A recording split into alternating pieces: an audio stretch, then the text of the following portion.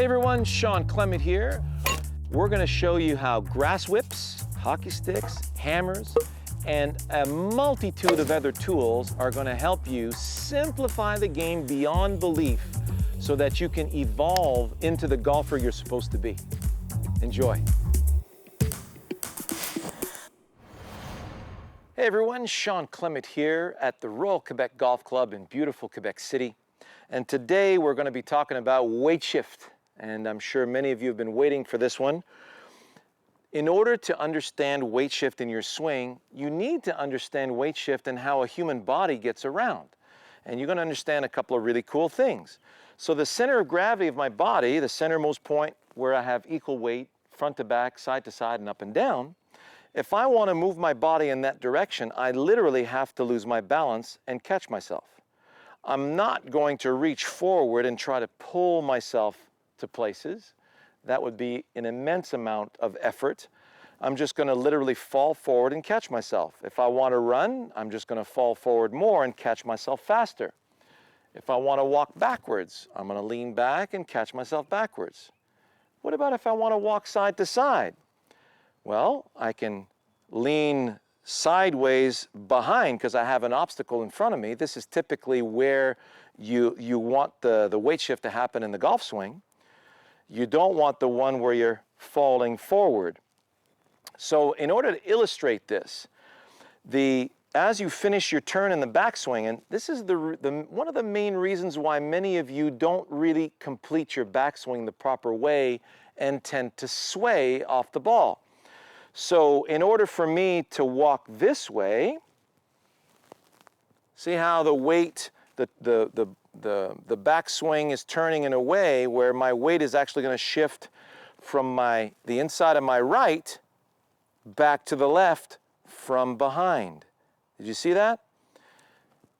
Watch in this particular sequence here. This is one of the best drills that you can do. And if you can master this drill, you've literally mastered your golf swing. So this is a grass cutting tool again, right? If I get my grass whip, and my job was to cut grass in my backyard and not annoy my wife because she wants me to do a good job and make it look good for the guests. So I'm cutting grass along the surface of the ground with my grass whips. And notice I'm cutting in both directions. Cut, cut. Now I need to move around. So here we go. Cut, cut, cut. I'm just doing my rows in my backyard. So notice how I'm moving forward as I'm cutting the grass. You're going to love when you see this in slow motion, you're going to see how the dance goes from the inside of the right back to the left. So when I have weight going here, the weight of my arms is going into my backswing, it's unweighting my lead side. Now I can take a step. Do you see how the weight shifted? Now the brain can use the ground to get the body out of the way like we saw in the timing video. Now the weight of my arms is on this side, it unweights my back foot, and I can take a step.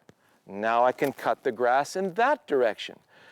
But if you were to actually try and think yourself through this, it would be a major job. But if you just focus on cutting rows of grass and really get good with that, you could do this in an afternoon. So what I've done is I've set up some tees here with golf balls, and these are my dandelions in disguise. So I'm going to start my walk over here. And I'm just going to cut some nice tidy rows. You notice how I set up my tees about one width of a club head apart. So I'm making some nice tidy rows as I walk. So notice how I'm cutting the grass in both directions, just letting my arms swing. Then I start walking. Cut. Cut. Cut. I'm still cutting tees. Cut. Cut. Cut. So when I'm cutting through the tees, the ball meets the club face and goes in the air. So you see how nice and tidy I was cutting my rows right there? So you'll notice that when you're accomplishing this, is an exercise that you can do right now in your living room. if you hold your arm to your side and just let it fall, the shoulder is where you get the full 360 degrees of range. Well, if your body's in the way, then it's pretty pointless. You really significantly reduce the amount of range of motion. So we bend forward, let the arms hang. Hold your arm out to your side again, let it fall in front of you. Well, if you don't move the body, notice how the upper arm still hits the rib cage, and then you end up collapsing the elbow and slapping yourself. So how do you remove this? Well, I'm just going to focus on allowing my arm to swing past me in that direction. So the brain's going to go get the ground, use the ground to get my body out of the way, and lo and behold, I have access. I'm going to do the same in the other direction. Let the arm fall. There's my follow through. There's my backswing. So notice how my body pivots naturally in a centered manner, and extremely rare are the students that mess this up at the beginning, because you're already wired to do that. So if I take my grass cutting device and don't let the left arm hit me going back, don't let the right arm hit me coming through. Don't let it hit me, don't let it hit me. Let it cut the grass, let it cut the grass. So now that it's cutting grass in both directions in this beautiful arm swing that's uninterrupted, now the brain can just tap into that, and it knows when to take the next step. So timing, weight shift, it all happens for you. But if you try to shift the weight in the backswing, well, there, I feel imbalanced. Now I'm going to put my arms on that side. Whoops. Now I'm out of leverage. It's going to be extremely hard to go back that way. So I'm going to have to find a way back, and it's going to be very difficult, especially when the center of my swing is moving so widely. That's where you really lack a lot of that G-force in the swing. So when I'm walking towards you, you notice the weight never goes to the outside of my feet. Can you see that? So if I walk towards you normally, you notice I'm not going on top of my feet. My center of gravity stays seamlessly on the inside of my feet as I allow the center of gravity to fall this way.